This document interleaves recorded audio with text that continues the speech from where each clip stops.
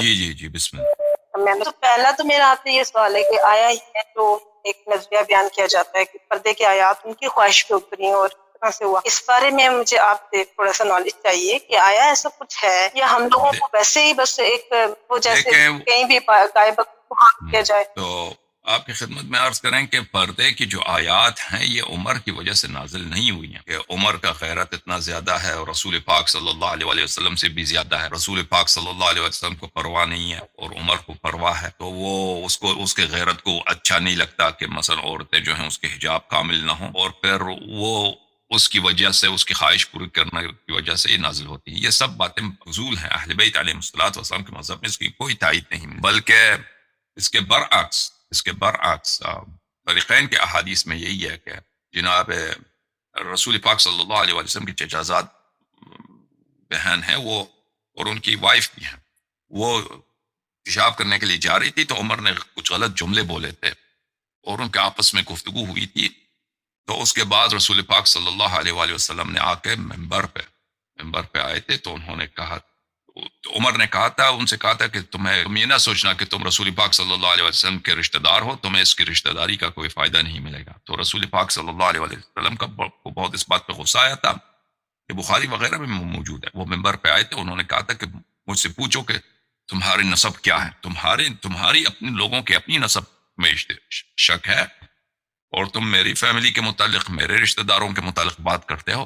تو بہت سارے صحابہ نے ان سے سوال کیا کہ ہمارے نسب کے متعلق بتاؤ، تو رسول پاک صلی اللہ علیہ وسلم نے بتایا کہ کون حلال زادہ ہے کون حرام زادہ ہے. تو اسی وقت تم رسول پاک صلی اللہ علیہ وسلم مقرر فرماتے کہ مزید مجھ سے پوچھو. تو عمر جو ہے وہاں پہ کھڑے ہو گئے، انہوں نے وہاں پہ رسول پاک صلی اللہ علیہ وسلم کے سامنے گر گئے زمین پر کہ اب چھوڑ دیں، اب یہ مسئلہ چھوڑ دیں، ہم اس مسئلے پہ زیادہ نہ دبائیں، ہمیں اس بات ہم سے نہ پوچھیں، ہمیں مجبور نہ کریں کہ ہم ہماری نسب کے متعلق آپ سے پوچھیں، کیونکہ اس کو خود پتا تھا اپنے نسب کے متعلق اس کے نسب میں کیا اشکالات ہیں. بہرحال یہ پردے کے جو آیات ہیں، پہلی بات یہ ہے کہ اسلام میں چہرے کا پردہ نہیں ہے، چہرے کا پردہ بالکل نہیں ہے. ٹھیک ہے، نہیں اہل بیت ان کے جو پردے کی آیات ہے، پردے کی آیات ہے وہ عمر کی وجہ ہاں عمر کی وجہ سے نازل نہیں ہوا. دیکھیں اچھا ویسے اہل بیت کے اکارڈنگ چہرے کا پردہ ہے؟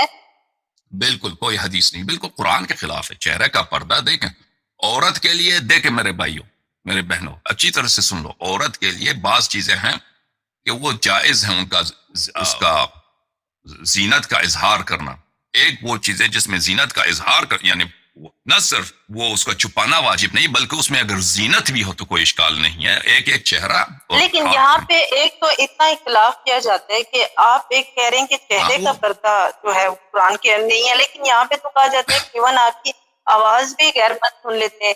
یہاں پہ تو یقین کریں کہ کوئی دین کا ہے یا کوئی دنیا کا ہے، کوئی بھی نالج بھی ایون عورت کو طریقے سے نہیں لینے دیا جاتا کہ آپ کی تو آواز بھی غیر سن لی ہے، یعنی اب آپ تو دوستی ہیں. اہل بیت علیہ السلام کے احادیث میں اور قرآن مجید میں اس بات پہ کچھ بھی نہیں ہے کہ آپ چہرے کا چھپانا واجب ہے.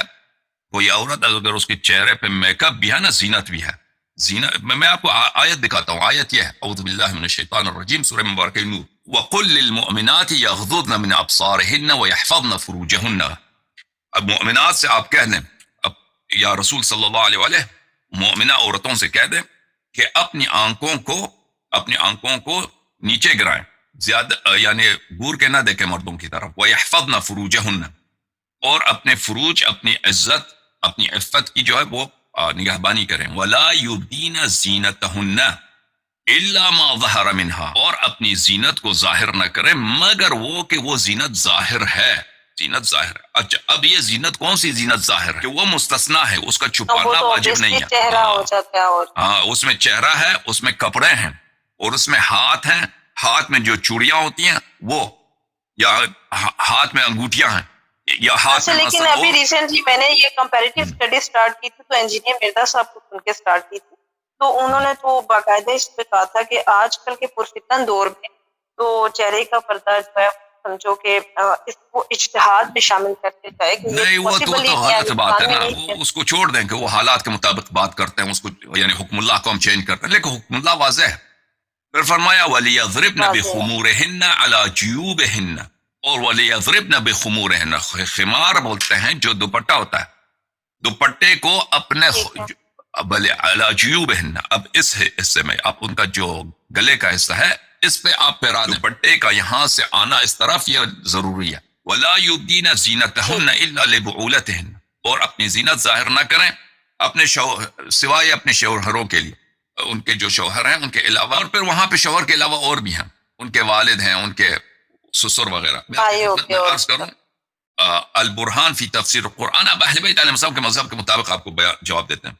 البرہان فی تفسیر القرآن میں ملاحظہ فرمائیے یہاں پہ جلد نمبر 4 چھاپ مؤسسۃ العالمی للمطبوعات، ولا یبدین زینتہن الا ما ظہر منہا ولیضربن بخمورہن علی جیوبہن.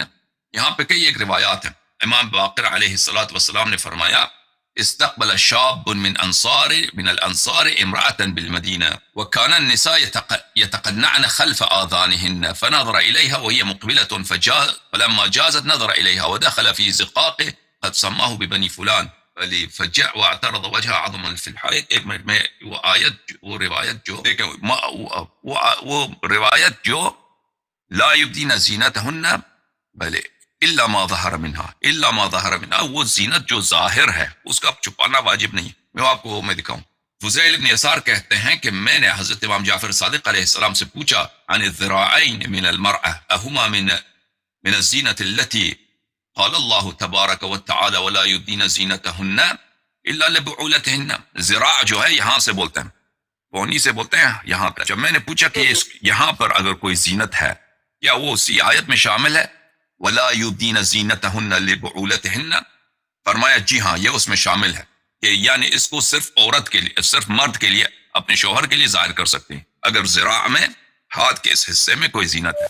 فرمایا وما دون الخمار من الزینہ، جو دوپٹہ نہیں چھپاتا، جو دوپٹہ چھپا دیتا ہے، یعنی ایسی چیزیں مثلا دوپٹہ ڈالتے ہیں یا کپڑے کے اندر ہے، اس کے گردن میں کوئی نیکلس وغیرہ ہے تو اس کا چھپانا واجب ہے، وہ زینت ہے کہ وہ چھپانا واجب ہے.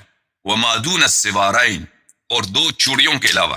تو پھر اس کے ساتھ پھر خوشبو کے بارے میں تو حکم دیا جاتا ہے کہ وہ خوشبو نہ استعمال کرے. اب خوشبو کا میرے ذہن میں نہیں ہے، زینت کے لیے